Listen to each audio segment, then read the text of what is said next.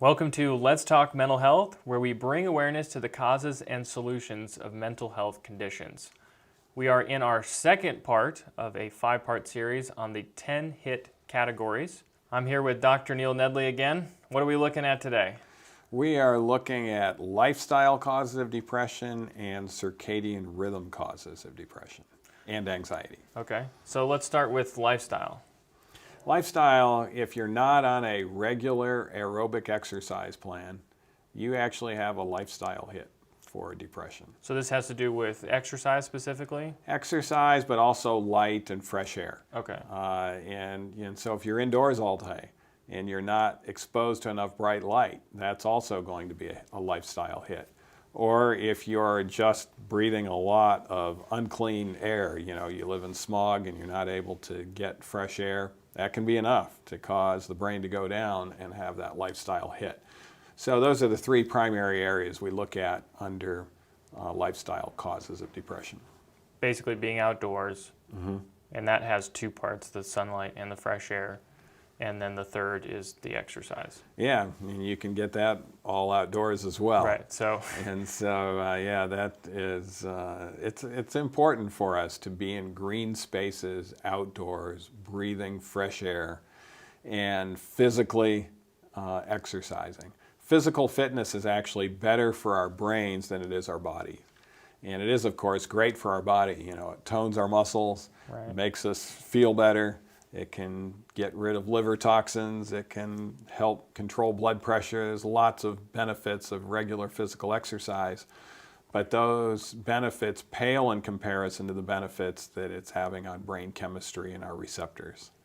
And so this is an important area that's overlooked by a lot of people. Now, I'm sure you run into people that, say, work a 9-to-5 job in the wintertime. That pretty much eliminates any chance of sunlight you're going to get. How do you, or even living in climates that there is no sunlight during wintertime? I know there's things like blue lights. Is that sufficient for overcoming this hit? It can be, yeah. If you just have a lifestyle hit due to not getting enough light and you are indoors, particularly in the wintertime when you can't really have enough bright light outdoors, that light box for 30 minutes to an hour a day can be enough to prevent that hit from coming about. Right, you would still need to get your exercise and fresh air. Exactly. Yeah, you'd still want to get that. Yeah. And that might be just, leaving your windows open at night if you live in a fresh air environment. Right. If you don't, are there recommendations for people, say, they live up in northern Canada and they're, it's 0 degrees outside, and I mean, they just need to get outside and spend a few minutes breathing fresh air? Is that the recommendation? Well, in general, there's no such thing as bad weather, just bad clothing. Okay. And so we have them dress up. They get their hat on that, where it's just their eyes able to be seen. Of course, it can be extreme. If it's 40 below, it's probably beyond that point, and you probably need to exercise indoors. Right. Or do something gym-wise, or have an indoor place to exercise where it is as fresh as possible, where they have filtered the air if it's in a city, or at least have direct access to that outside air through their system. Right, so getting outside within reason, obviously. Exactly. Let's get into the second, which is circadian rhythm. Yes. Circadian rhythm is our sleep-wake cycle, and it also is our structure. The human brain does much better when we have a regular schedule, and when we have that schedule full, and after one thing is done, we need to try to accomplish another. The brain thrives in that type of environment, but we can't be really thriving well unless our body clocks are set first. So when someone has a circadian rhythm hit, we actually tell them that they need to have their body clock reset. And that's when the light box becomes mandatory.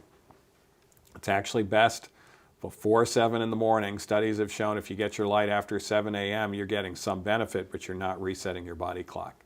The body clock has to be reset ideally at around 6, maybe before or after, but not past 7. So if we, for instance, get that bright light every day at 6, after 7 days, the clock is reset in our brain, and we're actually going to have a lot more energy in the daytime, and we're going to sleep far more efficiently at night. And so most depressed and anxious people, they are nighttime people. The longer they stay up, the better they feel, and they feel like zombies in the morning. We can change anyone who's a nighttime person into a morning person just by this light box. So there's a lot of power in when you're getting light, is what you're saying. Exactly, yeah. And so we use a medical grade light box. It's not just any light bulbs that will work for this, and it has to be a certain length, and it has to be a certain angle. We don't actually have them look at the light directly. It's offset because the light sensors in our eyes that actually turn on our body clock are the rods, and they're not our direct vision, they're our peripheral vision. So we have it come in peripherally, and what a difference it makes. It actually has been shown to be superior to antidepressants, and it should be kind of the #1 therapy for sleep problems. If you're having sleep problems, don't go for the pills, go for the light box. I see. And that'll help the sleep significantly. What about inhibitors? Are there some common inhibitors that you run across that people are introducing into their lifestyle that's drastically affecting their circadian rhythm? Well, yeah, caffeine, is one of those. Caffeine will rev you up, and it has a half-life of 6 hours, and so, even your afternoon coffee can have a significant impact on your circadian rhythm.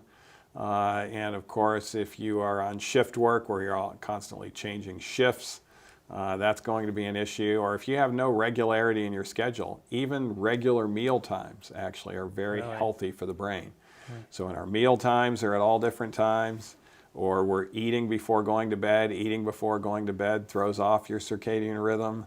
What about phones or technology, having a screen in front of you? Is that going to be an inhibitor? Yeah, absolutely. That light from the phones, particularly in the evening, 3 hours before going to bed, can throw that off.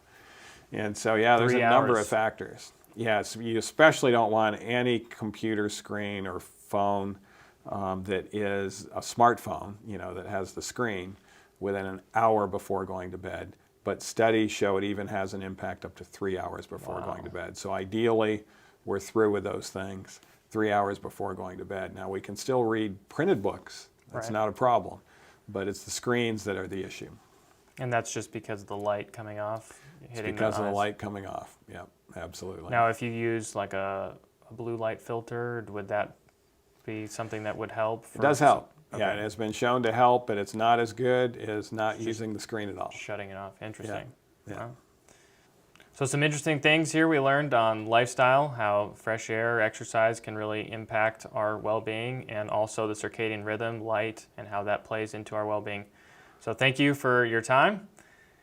Join us next time as we cover nutrition and toxins. This is Let's Talk Mental Health. I'm your host, Nathan Nedley, and as always, stay healthy, live happy.